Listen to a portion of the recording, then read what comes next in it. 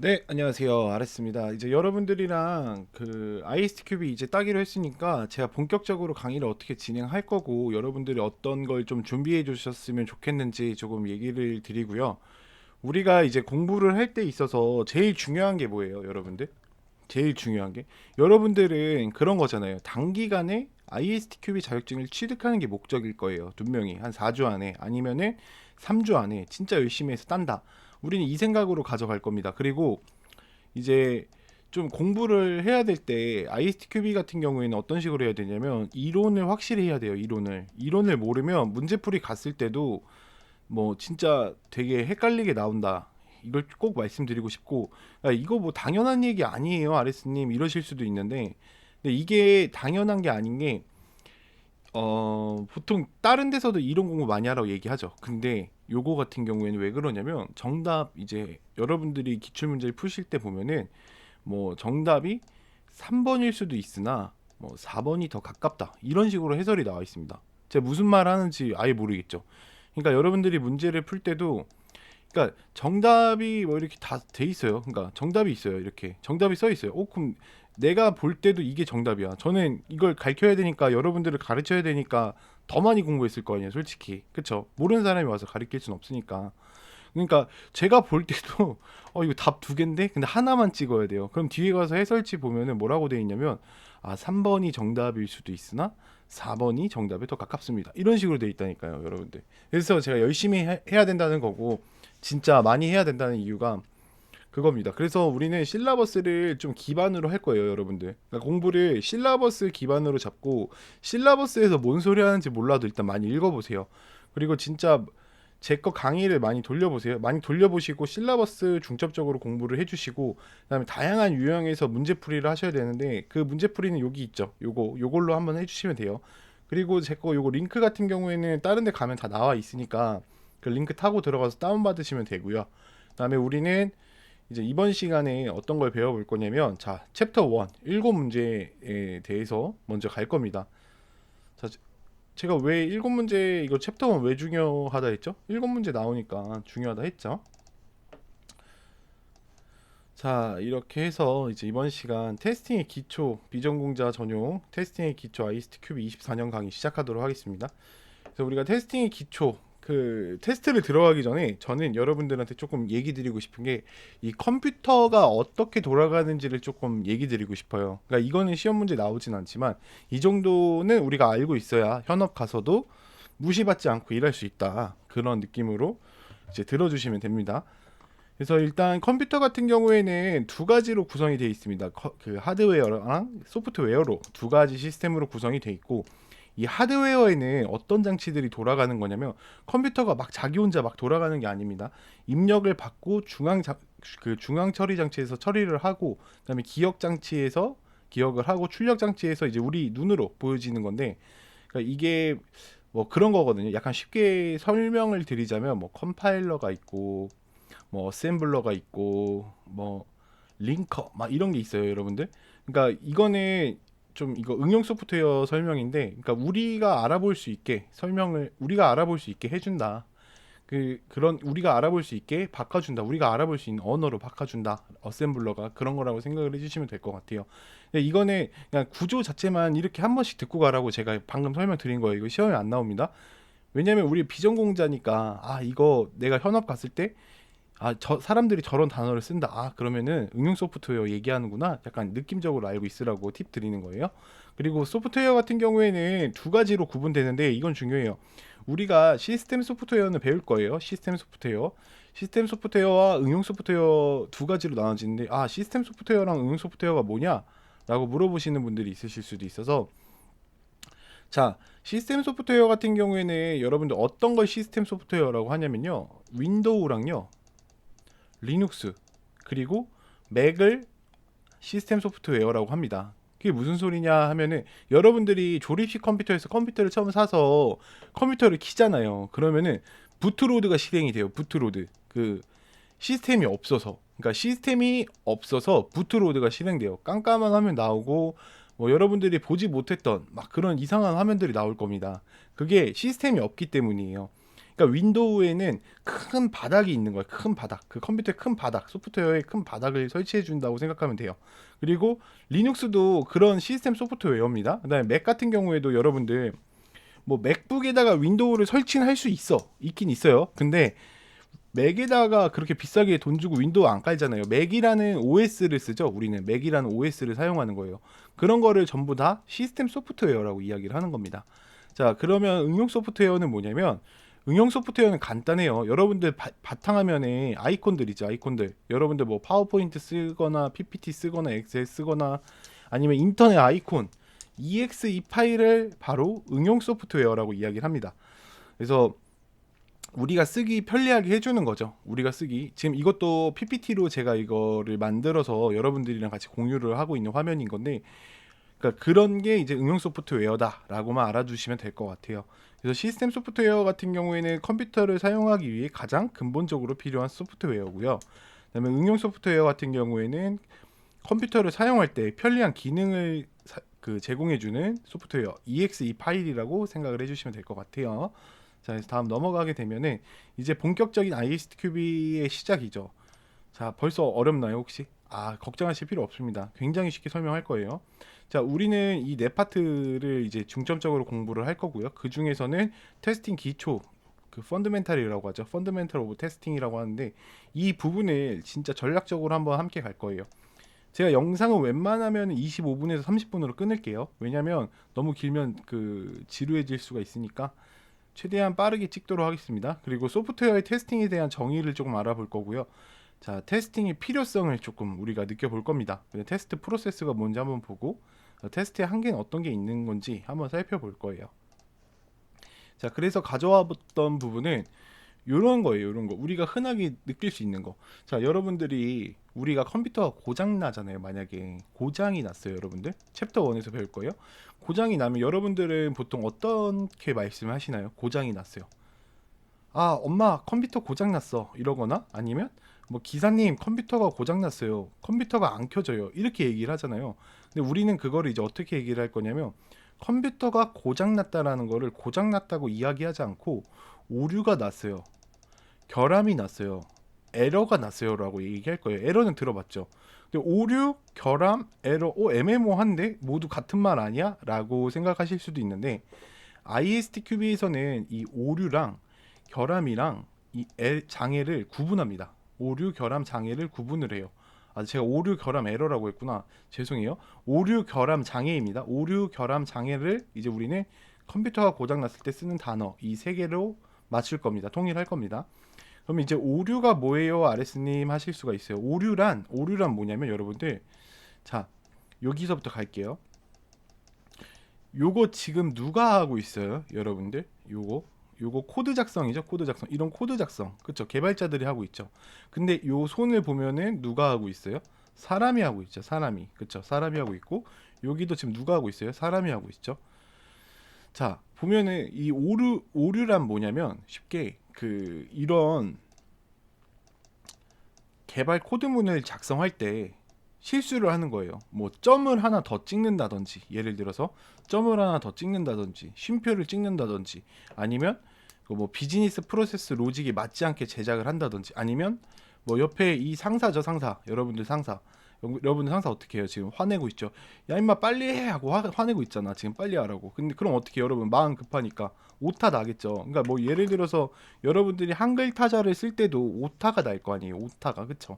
오타가 날 거 아니야. 막 내가 여기다가 예를 들어서 막 빨리 해 하니까 내가 막 여기 쓰다 보면 이런 식으로 오타가 날 거 아니야. 이런 식으로. 그쵸? 그럼 오타죠, 오타. 상사가 빨리 하라니까 놀래가지고. 그러면 그런 게 오류예요, 여러분들. 그러니까 사람이 실수하는 게 오류다. 이해되시죠? 그러니까 사람이 실수하는 건 오류다라고 이야기를 하는 겁니다. 그리고 요거는 뭐냐면, 자, 요 그림 같은 경우에는 요구사항 명세서예요. 요구사항 명세서. 그러니까 처음부터 저런 코드문을 작성할 수 있는 게 아니라 여러분들이 개발자가 되시고 테스터가 되시고 뭐 기획자가 되시면은 이런 고객의 요구사항 명세서를 가지고 와요. 그래서 아, 고객이 지금 요구사항 명세서 이런 식으로 구성을 해달라고 했구나라고 이 문서로 보는 거예요. 엑셀 파일 문서로. 그때는 우리랑 똑같습니다. 이거 뭐예요? 구글 스프레드 시트죠. 그걸로 보는 거예요. 근데 여기를 만약에 내가 회의를 하다가 잘못 적었어. 아래로 적어야 되는데 위로 적었어요. 위로. 그럼 이거 누가 실수한 거예요? 이 구글 스프레드 시트가 실수한 거예요? 아니죠. 내가 실수했잖아. 내가 나란 사람이 실수했잖아요. 그쵸? 그럼 여기에 위를 적어야 되는데 또 아래로 또 적었어요. 내가 잘못 들어가지고. 그러면은 누가 실수한 거예요? 이 문서 작성자. 내가 실수한 거죠. 사람. 그래서 우리는 이런 사람이 이런 코드문이나 이런 요구사항 명세서에 잘못 작성한 것을 오류라고 이야기를 할 겁니다. 자, 이해되시죠? 한 번에. 지금 여러분들한테 포터워딩 해드리는 거 포터워딩. 그 책 중에 비상식적 성공 방법을 읽어보면은 거기에 포터워딩이라는 그런 그 기억에 오래 남는 그런 게 나와요. 포터워딩. 나중에 읽어보시면 진짜 좋으실 것 같은데 아무튼 그거를 진짜 이 그림을 기억한다는 게 진짜 여러분들한테 많은 도움이 될 거예요. 시험장 갔을 때도 이 그림이 생각나면 여러분들은 성공한 거예요. 왜냐면 이 그림이 생각나잖아요. 그럼 제가 했던 말은 자연스럽게 들어와요. 자, 그럼 이제 결함이 뭐냐? 아, 아레스님, 저는 코드문 안 한다고 했잖아요. 근데 왜 이런 코드문을 보여주세요 하실 수도 있는데 그렇지 않습니다. 이거는 여러분들이 이 코드문을 알 필요 없어요. 그러니까 이런 게 결함이다라는 걸 보여주려고 가지고 온 거기 때문에 자, 이런 코드문에 아까 오류가 이렇게 뭐 내가 여기 뭐 세미콜론 더 찍고 점점점을 더 찍었어요. 그쵸? 점점점을 더 찍었어요. 그러면 지금 오류가 내재되어 있는 거잖아요. 오류가 내재되어 있는 거잖아. 그럼 내가 그 이렇게 눈으로 봤을 때 여기 지금 잘못됐네. 그럼 결함이 내재되어 있는 거. 결함이 내재되어 있는 거. 여기도 만약에 여기를 결함 이렇게 해볼게요. 그럼 여기를 결함 이렇게 돼 있어요. 그럼 여기에 이 부분의 결함이 어떻게 돼요? 내재가 돼 있는 겁니다. 내재가 돼 있는 거. 탑재가 돼 있는 거예요.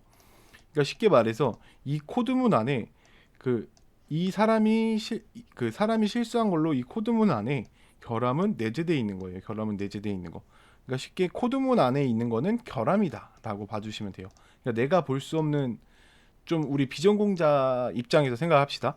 내가 볼 수 없는 그러니까 나 이거 처음 보는 화면인데 하는 화면이면 약간 결함이 내재돼 있구나라고 생각을 해주시면 돼요. 그럼 장애는 뭐냐? 장애는 이제 이 결함이 실행되는 거예요. 그러니까 여러분들이 이 시스템적으로 이렇게 만든 게 실질적으로 실행이 되는 거예요. 그래서 뭐 블루 스크린이 난다든지 여러분들 이거 많이 보셨죠? 요 화면 자 다시 한번 보여드릴게요. 요런 화면 많이 보셨죠? 요런 화면 다시 키세요. 아니면은 갑자기 컴퓨터 게임하다가 다운된 적 많으시죠? 이런 화면은 제가 봤을 때 컴퓨터를 안 하셨더라도 한 번씩은 보셨을 거예요. 그러니까 장애는 눈으로 보여지는 게 장애다. 지금부터 이제 확실한 키포인트 찍을게요. 자, 그러면은 뭡니까? 눈으로 보여지는 거는 장애가 되는 겁니다. 그럼 결함은 뭘까요? 우리가 눈으로 볼 수 없는 거예요. 결함은 내재되어 있는 거죠. 그 코드문 안에 내재되어 있는 거. 아이고, 제 잘못 썼네요. 자, 코드문 안에 내재되어 있는 거는 그럼 뭐라 한다? 결함이라고 한다. 오류는 뭐예요? 사람이 실수하는 거다. 자, 요 정도만 아시면 됩니다. 그럼 이제 머릿속에 입력되셨을 거예요. 자, 다시 한번 마지막으로 갈게요. 오류가 뭘까요? 그쵸? 사람이 실수하는 거 오류. 결함이 뭘까요? 코드문 안에 내재되어 있는 거. 그럼 장애가 뭘까요? 내 눈에 보여지는 거. 네, 좋아요. 자, 다음 넘어갈게요. 그럼 요거를 제 이런 그림을 한번 가지고 와봤는데 요 그림을 가기 전에 먼저 요걸 먼저 갑시다. 자, 테스트웨어 그 소프트웨어 테스팅의 필요성을 한번 살펴볼게요. 초창기에는 여러분들 테스트를 어떻게 생각했냐면 그냥 코딩의 일부 작업이라고 생각했어요. 그래서 테스터를 잘 안 했어요. 그래서 보통 제품이 개발이 되면은 보통 개발자가 알아서 테스트하고 야 그냥 그거 사장님이 내보내 결정권자가 내보내 하면 내보내고 이제 컴플레인 두드려 맞고 다시 개발하는 거죠. 아 그때 다시 잘못했어요. 다시 똑바로 할게요. 이러면서 옛날엔 이랬어요. 옛날에 엄청 옛날에. 근데 요즘은 어떻냐면 요즘은 자 결함을 발견하는 게 주된 목적입니다. 여러분. 자 다시 한번 갈게요. 결함을 발견하는 게 주된 목적이다. 그 테스팅의 필요성은. 그래서 소프트웨어가 올바르게 동작하지 않을 경우는 어떤 피해를 이제 가지고 오냐면 저희한테 금전적인 손실이 있을 수가 있어요. 그러니까 뭐냐면 예를 들어서 테슬라가 자동 주행이잖아요. 자동 주행 그 뭐 하드웨어가 합니까? 아니죠. 소프트웨어가 하잖아. 그 소프트웨어가 문제가 생겨서 차가 벼락에서 떨어졌어. 그러면 사망으로 이어지죠. 그럼 여기 나오죠.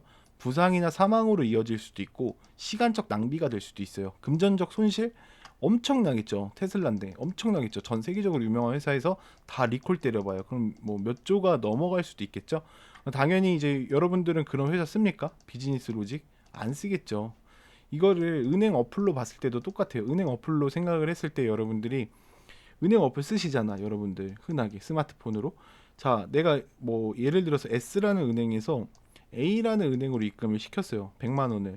근데 A라는 은행이 들어가서 확인해 보니까 10만 원밖에 안 들어 있는 거야. 그럼 어떻게 난리가 나겠죠. 왜? 90만 원이 없어졌으니까. 이거 어디 간 거예요? 90만 원. 테스트가 잘못된 거예요. 예를 들어서. 여러분들 그 은행 쓸 거예요? 저 같으면 두 번 다시 안 쓸 것 같아요. 그 은행. 자, 이렇게 소프트웨어가 이만큼 중요해졌다. 요즘 사회에서. 그걸 얘기 드리고 싶고, 자, 테스팅의 필요성. 자, 테스팅을 하는 이유는 그 소프트웨어 시스템의 문제를 최소화하기 위해서 하는 겁니다, 여러분들. 이 테스팅의 정의 한번 갈게요. 자, 테스팅의 정의는 이런 식으로 정리를 할 수가 있어요. 자, 결함 발견과 격리, 때로는 예방까지 해야 되고, 결함 발견, 메커니즘, 결함 예방과 조화를 이루어야 함. 그리고 뭐 품질 관리 리스크에 대한 통찰력. 그리고 테스팅은 수명 주기와 테스트가 갖는 프로젝트다. 테스트는 실제 하는 하나하나의 실체다. 그러니까 여기서 제일 중요한 건 뭐예요? 제일 중요한 거 그것만 기억하면 돼요. 결함 발견과 격리예요. 결함 발견과 격리. 그리고 때로는 예방까지 할 수 있다. 테스터가. 그래서 결함을 발견하는 메커니즘이다. 라고만 기억을 해주시면 될 것 같아요. 이 부분은. 자, 이제 그 정의를 보면은 뭐라고 되어 있냐면은 프로그램이 동작하는 기능과 성능, 안정성이 사용자가 요구하는 수준을 만족하는지 확인하기 위해 결함을 발견하는 방법이다 라고 돼 있어요. 이게 무슨 소리냐라고 살펴보면은, 자, 사용자가 나와 있잖아요. 여기 사용자가 요구하는 수준을 만족하는지 확인하기 위해 뭘 발견해요? 결함을 발견하는 거죠. 그러니까 모든 프로그램이 이렇게 있다고 치면 여러분들이 최대한 결함을 발견하고 나가는 게 사용자한테 좋죠. 그러니까 여러분들이 결함을 막 이쪽은 발견 안 했어요. 예를 들어서 이만큼이 결함이에요. 사용자 출시됐을 때 여기 이만큼 결함이면은 그 사용자가 고객센터에 컴플레인 엄청 걸 거 아니에요. 그쵸? 고객센터에 컴플레인 엄청 걸 거 아니에요. 그런 거를 조심해야 된다. 그래서 그 사용자의 요구사항을 항상 만족하는지 확인을 하고 그다음에 결함을 최대한 잡아야 된다라는 이야기입니다. 자, 이제 오류, 결함, 장애를 우리가 정리를 했었잖아요. 그런데 여기서 중요한 거는, 자, 오류 다음이 이제 인간이 실수를 한 거잖아. 사람이 실수를 한 것 다음이 결함이었던 거고요. 이 결함은 결점이라고도 불리고 버그라고도 불립니다. 그래서 시험을 보실 때 결함이라고 안 나오고 결점이라고 나올 수도 있어요. 그래서 가지고 온 거고, 그 다음에 인시던트랑 이슈라고도 불려요. 인시던트 같은 경우에는 뒷부분 그 6파트에서 조금 자세하게 배우긴 할 건데, 인시던트를 한번 살펴보면은 뭐 테스팅 중 발생하여 조사가 요구되는 모든 이벤트다 라고 돼 있어요. 이벤트는 그러니까 뭔가를 실행하는 걸 이벤트라고 하거든요, 여러분들. 무언가를 실행하는 거를. 그래서 지금은 뭐 인시던트에 대한 막 정의를 알 필요는 없고, 아, 이게 오류구나, 아, 이게 결함은 이런 게 있구나, 아, 그 다음엔 장애로 이어질 수가 있구나. 자, 장애가 뭐였죠? 혹시 깜빡하신 분들을 위해 다시 한번 갈게요. 장애가 요거죠. 요게 장애죠. 그리고 요런 것들이 이제 요까지 되면 이제 내가 눈으로 볼 수 있잖아요, 여러분들. 그쵸? 여기서부터 눈으로 볼 수 있죠. 여기 장애는 눈으로 보여지는 거니까 프로그램이 실행돼서 여러분들 화면에 뿌려주잖아요. 그래서 이 위험들은 리스크로 이어질 수가 있구나. 그래서 요 화면을 한번 찰칵해서 조금 간직하시고 외우시기 바랍니다. 자, 다음 넘어가면은 그 용어를 정리할 거예요. 이미 다 여러분들한테 포토워딩 해드렸기 때문에 저는 여기서 거의 뭐 복습이죠, 복습 지금. 자, 오류 아까 뭐라고 했죠? 오류, 에러. 오류는 에러라고도 불리고 사람의 실수에 의한 에러, 원인은 사람한테 있다라는 걸 알아두시면 될 것 같고, 자, 그럼 결함은 뭘까요? 자, 결함 아까 그 코드문에서 보는 거 결함이라고 했잖아요. 디펙이라고 하고 버그라고 하고 뭐 펄츠라고 하고, 영어를 잘 못해요. 죄송해요. 그래서 에러에 의해 발생하는 것이다. 그래서 에러가 실제로 코드에 구현되는 것이다. 코드에 실제로 내재되는 것이다. 이렇게 하는 게 맞겠죠. 코드에 실제로 내재화되어 있는 것이다. 뭐 구현되는 것이다. 이 말도 뭐 똑같아요. 한국말이 이래서 좀 그래요. 그러니까 여러분들이 시험장 갔을 때도 문제를 읽는데 이거 이거 장애인가? 아 이거 결함인데 이러실 거예요. 근데 그런 거를 없애기 위해서 확실하게 제가 이제 구분을 지어 드리는 거예요. 그래서 오류 같은 경우에는 사람이 실수해서 일어나고 사람에 의해 일어난 거. 뭐 개발자 A 씨가 뭐 빠르게 코드문 작성 중에 뭐 점을 하나 더 찍었다. 아니면 뭐 다운표 하나 더 찍었다. 이런 오류가 되는 거고요. 그 뭐 A 씨가 그 코드문을 보던 중에 뭐 결함이 있는 뭐 코드문을 발견했다 하면 결함이 되겠죠. 아직 내재돼 있으니까. 자, 그럼 장애는 뭘까? 장애는 이제 난리가 나는 거예요, 여러분들. 장애가 되면은 컴퓨터 다운나고 시스템 죽고 그런 게 장애예요. 그래서 장애 같은 경우에는 결함을 가진 소프트웨어를 실행하면 발생하고요. 눈에 보이게 하는 것, 눈에 보여지는 걸 장애라고 합니다. 여기서 중요한 말은 요건데 사실 자, 요 밑에 있는 거 보면은 자, 제가 뭐라고 작성했죠? 모든 결함이 장애로 가지는 않는다라고 작성을 했죠. 그러니까 이게 무슨 소리냐면 이제 요걸 보여드릴 차례가 된 거예요. 조금 빨리 갈게요, 여러분들. 시간이 한 10분 정도밖에 안 남아서 자, 오류, 결함, 장애 아까 똑같은 겁니다. 있죠. 근데 지금 코드문을 이렇게 생각을 하셔야 돼요, 여러분들. 그러니까 지금 이게 여기가 if문이에요, if문 이렇게 if문인데 여러분들 이렇게 내려가는 겁니다. if문을 타고 1번으로 갔어요, 만약에 2번, 3번으로 갔다고 해볼게요. 자, if문이 뭔지 지금 검색하면 여러분들 시험 큰일 나요. if문 몰라도 됩니다. 자, if문 타고 2번으로 갔어요. 가죠. 그러면 정상이에요. 그 이 코드문 안에서 그러면 정상적으로 출력이 되겠죠. 여기 아래에서 정상적으로 출력이 될 거란 말이에요. 자, 그럼 if문 타고 3번을 갑시다. 3번 갔어. 정상이죠. 그러면 정상적으로 출력이 됩니다. 자, 근데 이제 중요한 거는 if문 타고 색깔 바꿀게요. 자, if문 타고 여러분들이 이제 1번을 갔어요. 1번. 자, 여기 뭐가 있어요? 결함이 있어요. 결함이 있으면 어떻게 돼요, 여러분들? 정상적으로 나와요? 안 나오죠. 장애가 일어나겠죠, 여기서 장애가 발생한단 말이야. 그래서 뭐 블루 스크린이 나거나 이런 걸 얘기했잖아요. 뭐 화면이 정상적으로 출력이 되지 않는다, 시스템이 죽는다, 이 얘기를 했죠. 그러면 여러분들이 여기서 봤을 때 하나가 뭐가 있을까요? 결함이 있는데 2번, 3번은 정상적으로 실행이 됐단 말이야. 그쵸? 1번은 정상적으로 실행되지 않았어요. 그러면은 요거를 볼 수가 있는 거예요. 여기서 중요한 거는 자, 모든 결함이 장애로 가진 않는다. 결함이 있더라도 정상적으로 실행될 수 있다. 제가 그걸 어디서 증명했어요? 이 코드문으로 증명했죠. 자, 이 코드 그러니까 개발 같은 경우에는 그게 있어요. 제가 다음 시간에 한번 시간 되면 가져올게요. 브레이크 문이 있어요, 사실. 그러니까 스위치 케이스 문은 이거를 한번 정리를 해드릴까? 네, 이거 한번 정리해드릴게요. 자, 보시면은 스위치 케이스문 같은 경우에는 그러니까 스위치 케이스문 같은 경우에는 브레이크라는 게 있습니다. 브레이크. 자, 브레이크. 물론 뭐 메모장에 써도 돼요, 여러분들. 웹 컴파일러 할 때 메모장에 작성이 돼. 근데 제가 여기다 지금 코드문을 다 입력해드리면 여러분들이 뭐 머리가 아프실 수도 있으니까 조금 다르게 입력을 해드릴게요. 뭐 A가 10이면 이렇게 가면 안 되겠다.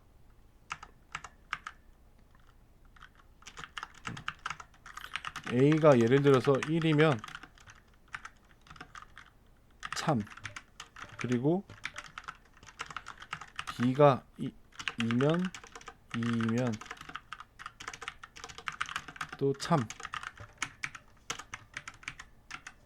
다음은 C가 3이면 참인데 여기에는 결함이 있다고 생각을 해볼게요, 여러분들. 여기엔 결함이 있다고 생각을 해볼게요. 그러면은 이 코드문이 동작을 할 때 어떤 식으로 동작을 하냐면 이런 식으로 동작을 합니다. 브레이크 때문에 여기서 멈춰요, 여러분들. 여기서 멈추고 나가요, 결과가. 그러니까 여기서 뭐가 들어와도 여기서 브레이크 명령문 때문에 멈추고 나가요. 그러니까 모든 개발은 스위치 케이스문은 무조건 브레이크가 있어야 돼요. 그러니까 얘가 2번으로 했어. 그럼 여기 안 타고 2번으로 갈 수가 있다고요. 2번으로. 그러니까 이렇게 1, 2, 3 아까 글을 드렸죠. 1, 2, 3 이렇게 갈 수가 있다고. 이렇게 일자로. 그래서 여기에는 결함이 있어도 1번, 2번으로만 하면은 정상적으로 출력이 된다. 그 얘기예요. 멈추고 결과가 나가요. 브레이크가 뭐예요? 멈추잖아요. 여러분 자전거 멈출 때 뭐 잡아요? 브레이크 잡잖아요. 그래서 2가 되면, 그러니까 2면, 그러니까 여기 2라는 것만 계속 입력해주면 2가 들어갈 거 아니에요. 그럼 참이니까 계속 여기서 나가는 거야. 그러다가 3을 넣었어. 어떤 개발자가. 아, 난 이 경로로 만들어 봐야겠다 해서. 그럼 그때부터 어떻게 돼요? 난리가 나는 거예요. 장애가 일어나는 겁니다. 장애가. 그래서 웬만한 소프트웨어 시스템은 사실 장애가 결함이 탑재돼 있습니다. 내재화돼 있어요. 그쪽을 건드리지 않는 거지. 근데 나중에 여러분들이 뭐 시스템을 사용하다가 OS 업데이트 하다가 마이그레이션 하다가 거기를 건드리면은 핸드폰 막 안 켜지고 컴퓨터 안 켜지고 막 그게 나중에 터지는 거예요. 그때 난리가 나는 거예요. 그래서 처음부터 뭐 다시 그러면은 초기화하거나 그런 식으로 사용을 하겠죠. 자, 이해가 좀 되셨을 거라고 생각을 합니다. 자, 요거를 꼭 기억하셔야 돼요. 요거 시험 문제 100% 나옵니다. 모든 결함이 장애로 가진 않는다. 자, 다음은 이제 뭘까? 자, 다음은 소프트웨어 결함의 원인입니다. 이 원인들을 살펴보게 되면은 자, 보통 두 가지로 나눌 수가 있어요. 원인 같은 경우에는. 그래서 인간의 실수, 주변 환경에 의한 결함이 있다. 그래서 인간의 실수는 어떤 게 있냐면 사람의 실수는 소프트웨어 또는 시스템 코드의 결함을 야기시킬 수 있다라고 이야기하고요. 그리고 그러니까 코드문에 이제 그러니까 사람이 실수를 해서 코드문에 이제 결함이 작성된다 그런 얘기입니다. 쉽게. 예, 그다음에 요 주변 환경 요거 같은 경우에는 막 이렇게 말이 어렵게 있는 것 같은데 그런 거예요, 여러분들 쉽게. 요 그림을 보시면 되겠죠. 요 그림. 그러니까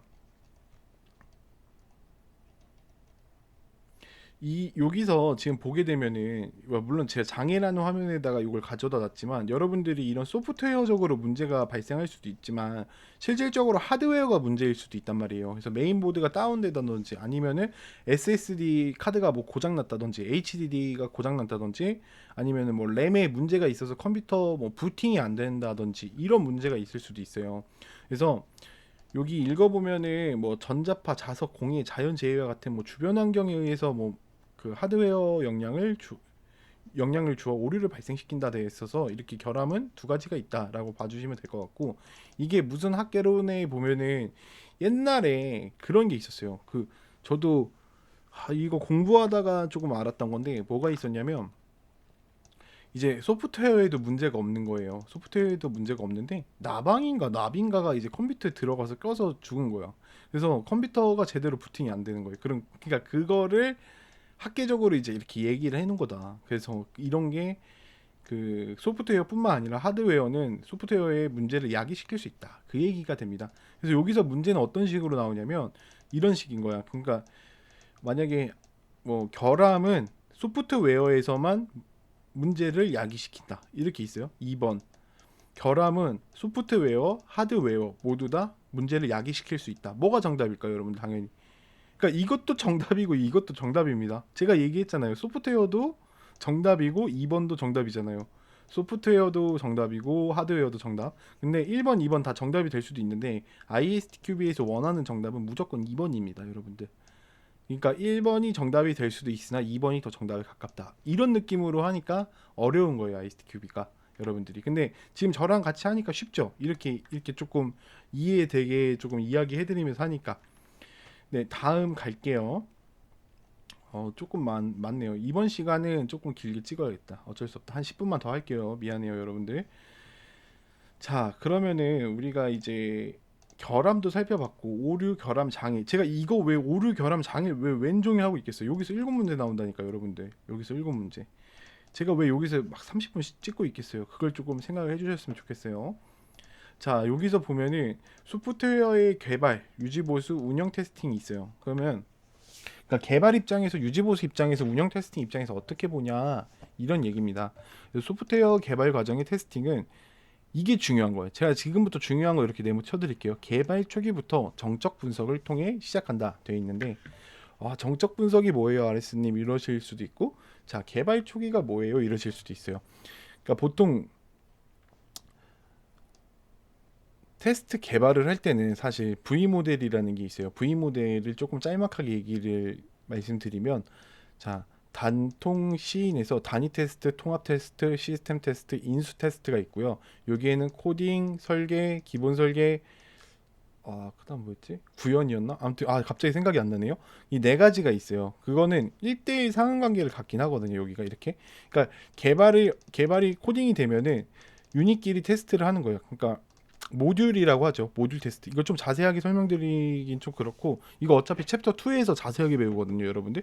그러니까 개발 초기에 테스트를 하는 게 좋아요. 왜냐면 후반에 이제 끝내고 테스트를 하려고 하면 그 유지 보수 비용도 많이 들고, 처음부터 돌아가서 뭐 만약에 그런 거예요. 예를 들어서 게임으로 설명을 드리면, 개발자가 게임을 다 만들었어요. 결함이 여기도 있고 여기도 있고 여기도 있고 여기도 있었어요. 아까 스위치 케이스는 1, 2, 3에서 그 살짝 하나 건드리면 이거 다운되고 죽는다 했잖아요. 그리고 테스터한테 줘요. 만약에 테스터 해보세요 하고 줘. 그러면은 이 개발자 죽는 거. 왜냐면 처음에 아주 모듈 작은 테스트에서 이게 문제가 됐을 수도 있단 말이에요. 뭐 시스템이 다운되거나 그런 문제는, 그러면 그 거꾸로 다시 돌아가야 되는데, 그렇게 테스트를 하려면 굉장히 힘들어요. 그래서 무조건 개발 초기부터 정적 분석을 통해 시작한다. 정적 분석은 뭐냐면, 소스 코드 있죠, 아까 이거 보여드린 거. 이런 코드문에서 사람이 실수한 거 없는지, 점 하나 더 찍었나? 아, 여기 이거 세미콜론 잘못 찍었네? 아니면 여기 비즈니스 로직 잘못 작성했네? 이런 걸 보는 게 정적 분석입니다. 그러니까 코드문을 보면서 하는 거를 정적 분석이라고 합니다, 여러분들. 그래서 정적 분석 같은 경우에는 리뷰랑 많이 이제 연계가 돼요, 리뷰랑. 자, 그래서 중요한 거는 일단 소프트웨어 테스팅은 개발 초기 시작을 해야 되고 정적 분석을 해야 된다. 그리고 개발 단계에 대응하는 테스트 레벨에 따라 테스트를 실행한다. 자, 제가 아까 말씀드렸던 게 뭐 단위 테스트, 뭐 통합 테스트, 시스템 테스트, 인수 테스트 이런 이야기를 드렸잖아요. 그렇게 개발 테스트는 각각의 레벨에 맞게 뭐 다른 사람으로 테스트를 해야 된다. 테스트 조직의 독립성이 문제 이렇게 돼 있고요. 자, 운영 테스팅 같은 경우에는 기존 운영 시스템 변경, 단종, 환경 변화 등으로 자, 변경된 시스템에 대한 테스팅을 한다. 이제 운영 테스팅 같은 경우에는 뭘까요? 시스템이 여러분들이 바뀌거나 아니면은 이만큼 업그레이드를 했어요. 그럼 그런 것 때문에 요만큼을 테스트를 해준다. 다시 그런 게 운영 테스팅입니다. 보통 운영 테스팅을 할 때 업그레이드를 하게 되면은 리그레이션 테스팅을 많이 합니다. 그건 좀 제가 살짝 복선으로 흘려드린 거고요. 그리고 아까 정적 분석에 대해서 조금 얘기 드렸는데, 조금 더 자세하게 설명드리면 약간 정적 분석 요즘은 좋죠. 요즘은 되게 좋죠. 그러니까 만약에 이거를 보여드릴까요? 아, 그래, 요걸로 그냥 할게요. 그냥 만약에 SQL문을 작성할 때 여러분들 보통 select 뭐 from users where from users, 보통 이런 식으로 뭐 데이터베이스 문을 이렇게 뽑아볼 수 있습니다. 저 명령을 통해서 이런 데이터베이스 문을 뽑아볼 수 있는데, 저기에 뭐 이런 식으로 뭐 잘못 만약에 쓰게 된다. 만약에 그러면 이게 없다고 지금 알려주죠. 뭐가 알려주고 있어요?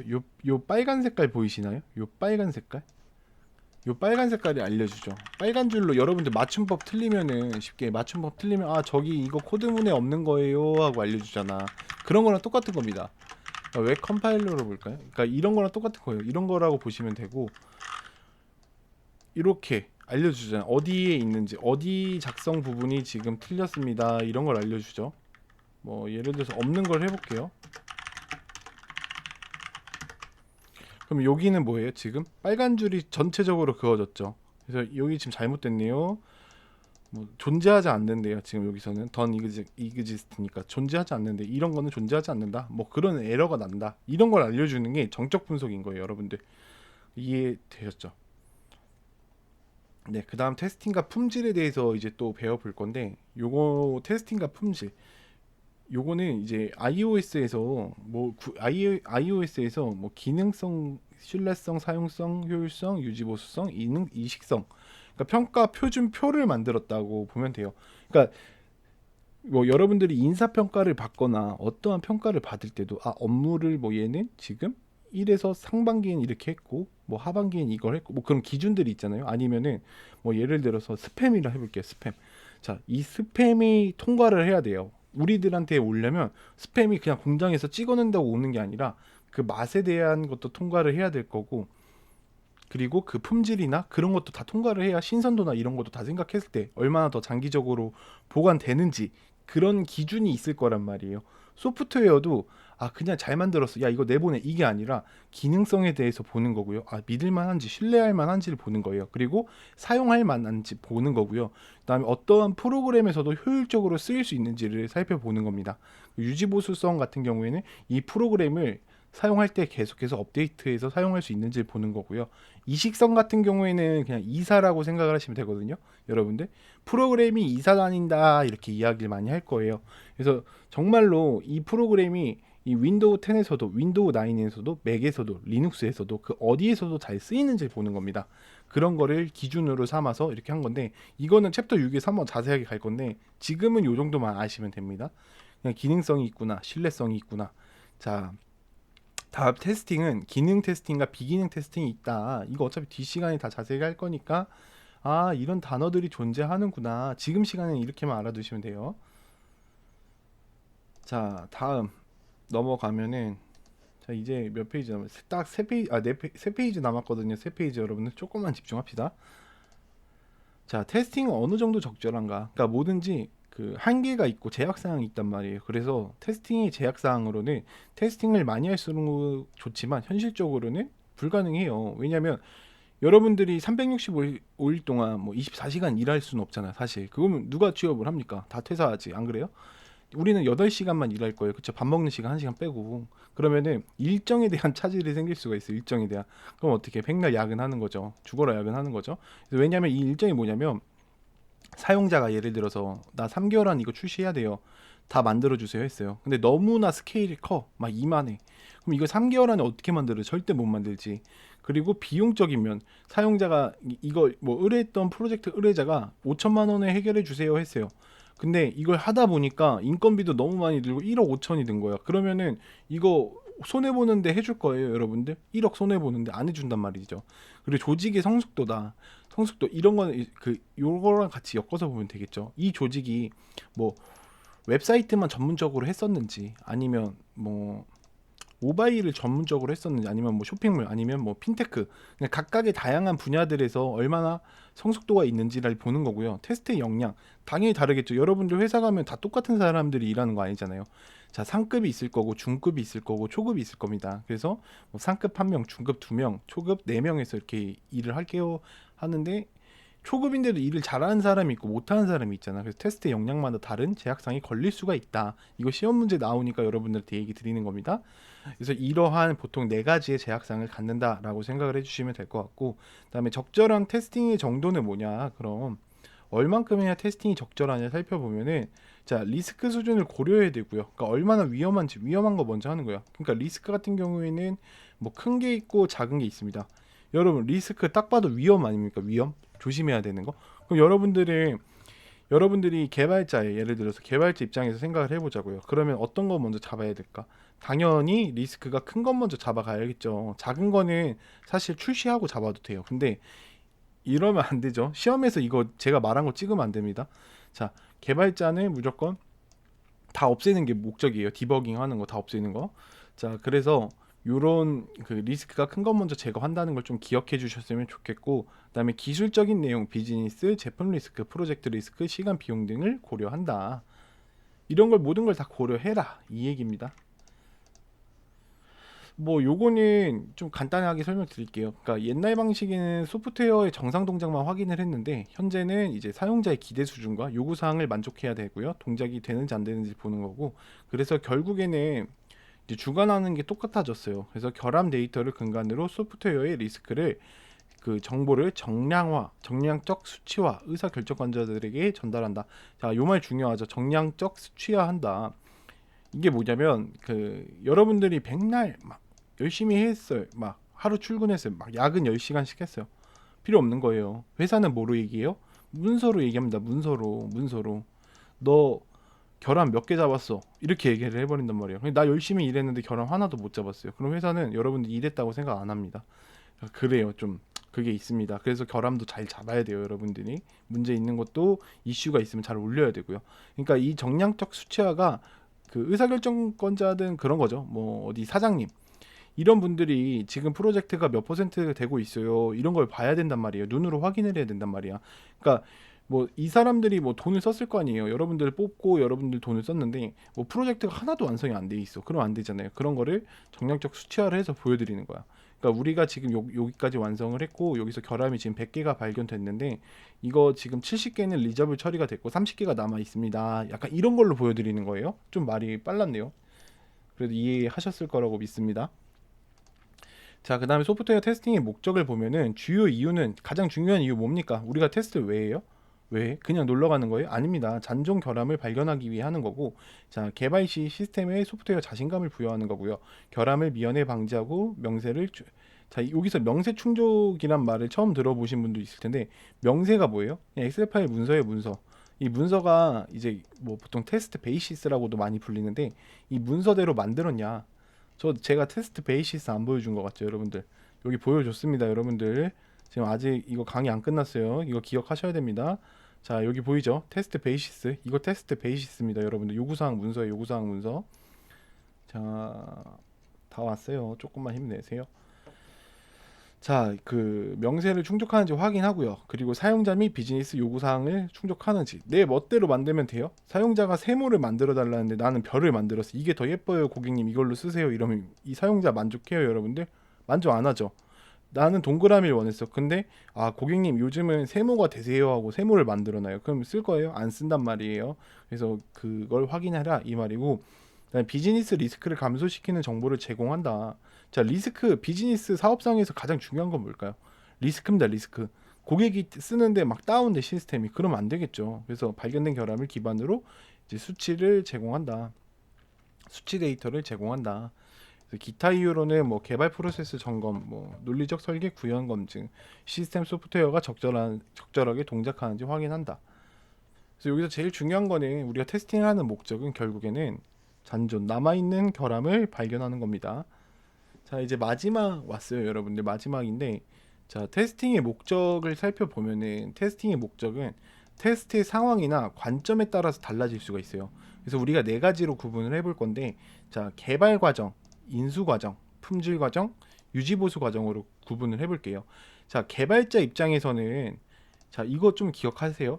소프트웨어의 결함을 찾아내고 수정하기 위해 가능한 많은 장애의 원인을 발생시킨다. 개발자 입장에서 좋은 건 뭐냐면 여러분들이 많은 결함을 발견하고 장애를 일으켜주는 거. 그게 개발자가 원하는 일이에요. 그래야 최대한 내가 프로그램 개발했던 게 거의 다 제거되고 나가니까.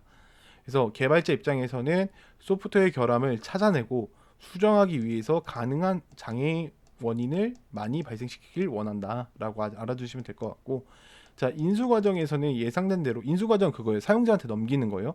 그래서 뭐 여기서는 인수 과정 테스팅을 할 때도 똑같지만 그 결함 발견이 목적이 아닙니다. 그러니까 시스템이 정상적으로 동작하는지 확인하고 요구 사항에 맞는지 확신을 얻는 과정이에요. 그러니까 예를 들어서 그 사용자한테 막 인수 과정 때 코드 보여주면서 이거 코드 잘 만들었어요. 뭐 오화열 정리 잘해서 만들었어요. 이렇게 보여주지 않잖아. 사용자 입장에서 코드 볼 줄도 모르고 그랬으면은 볼 줄 알았으면 여러분들한테 돈 주고 안 썼죠. 그쵸? 이 인수 과정 때는 뭐라는 거냐면 이런 거예요. 그러니까 이런 버튼 눌렀을 때 뭐가 나와요. 이런 거. 약간 이런 느낌. 그러니까 뭐 게임이야, 예를 들어서 게임이야, 게임 잘 켰어요. 그럼 캐릭터 5개 선택할 수 있게 잘 나오네요. 네, 이거 확인됐네요. 이런 게 이제 인수 테스팅이다. 그리고 품질 평가는 뭐 특정 시간에 시스템을 출시하는 것에 리스크를 개발 프로젝트에게 전달한다. 그리고 유지 보수 같은 경우는 변경 사항을 추가적으로 개발하는 중에 새로운 결함이 유입되었는지 확인하는 뭐 테스팅 과정이다. 그러니까 유지 보수 같은 경우에 그런 거예요. 여러분들이 뭐 품질 평가는 제가 왜 안 했냐면 여기서는 뭐 시험에 막 그렇게 안 나와. 그래서 품질 평가 안 한 거니까. 그리고 요 세 개가 제일 중요하다. 요 세 개가 유지 보수 할 때 만약 여러분들 이렇게 프로그램 수정했어요. 예를 들어서 여기 이만큼 수정해요. 그러면은 이것 때문에 이 전체가 문제가 생길 수가 있어요, 여러분들. 그래서 리그레이션 테스팅을 해줘야 돼요. 여기를 수정했다 하면 이만큼을 다시 테스팅을 해보는 거예요. 결함이 나오는지 안 나오는지. 그리고 운영 과정, 이제 신뢰성, 이제 믿을만한지 또는 가용성, 편리하게 쓸 수 있는지 같은 시스템의 특성을 평가한다. 이게 우리의 최종적인 소프트웨어 목적입니다.